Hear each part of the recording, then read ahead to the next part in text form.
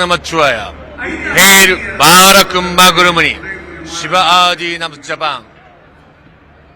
Om Urubai Arubai Uradai Radai Marubai Marai Mania Uriai Karubai Vidai Katia Vidia Gurubai Barubai Arubai Kugane. Om Shanti Shanti Shanti Tiruchirubam Mamaram Om Sarabanama. Gopal பிள்ளை சுப்பிரமணியன். நான் ஜப்பானில் இருக்கிறேன்.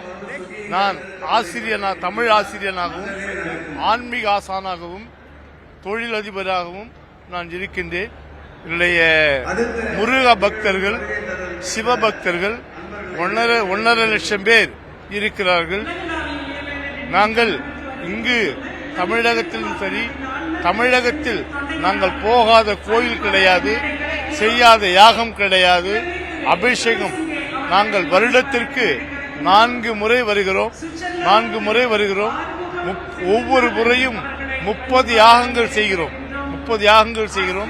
அவ்வளவு அவர்கள் தமிழ் சிவனையும் முருகனையும் அவர்கள் தினந்தோறும் வணங்கித்தான் தொழிலை ஆரம்பிக்கிறார்கள், சேவை செய்ய ஆரம்பிக்கிறார்கள். நம்மளுடைய தமிழின் கலாச்சாரம், தமிழுடைய பண்பாட்டை அவர்கள் அப்படியே வாழ்க்கை முறையில் நம்முடைய தமிழ் தத்துவத்தை அவர்கள் வாழ்ந்து வருகிறார்கள். சித்த தத்துவத்தை அவர்கள் வாழ்ந்து வருகிறார்கள். நாம் இன்னும் சொல்ல போனால் நாம் தான் தமிழையும், தமிழின் பண்பாட்டையும், தமிழின் கலாச்சாரத்தையும் மறந்துவிட்டோம். ஏனென்றால் முருகா என்றால் மூ என்றால் இல்லை, ரூ என்றால் அருவம் உருவம், கா என்றால் கர்வம்.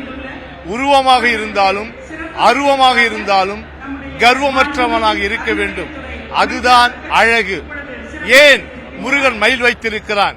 மயில் என்றால் ஜப்பானிய மொழியிலே மா என்றால் உண்மை, இல் என்றால் இருத்தல், உண்மையில் இருத்தல். உண்மையில் இருந்தால் உன் வாழ்க்கை வண்ணமலராய் இருக்கும் என்பதுதான் மயில் குறிப்பிடுகின்றது. ஏன் சேவல் வைத்திருக்கிறார்கள்? சேவல் எப்படி கத்தும்?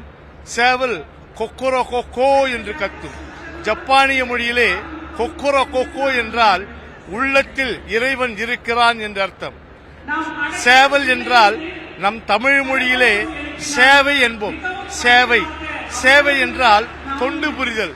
நான் காலையில் விழித்துக் கொண்டேன், நான் சேவை செய்ய போகிறேன், என் உள்ளத்தில் இறைவன் இருக்கிறான், என் உள்ளத்தில் இறை இருக்கிறான் என்பதை உணர்ந்து நாம் சேவை செய்ய வேண்டும் என்பதைத்தான் ஜப்பானிய மொழியிலே சேவல் என்ற அர்த்தம் என்று. ஒவ்வொன்றும் அரவம், முருகன் கையிலே காலடியிலே ஏன் அரவம் இருக்கிறது என்றால், அரவம் என்றால் பாம்பு, கொடி, அந்த மாதிரி பல அர்த்தங்கள் சொல்லிக்கொண்டே போகலாம். நாம் சாமி என்கிறோம், அவர்கள் காமி என்கிறார்கள். காமி ஜப்பானிய மொழியிலே காமி. ஆன்மீகம் என்றால் என்ன? ஜப்பானிய மொழியிலே ஆன்மீகம் என்பது உள்ளம், எண்ணம், செயல்.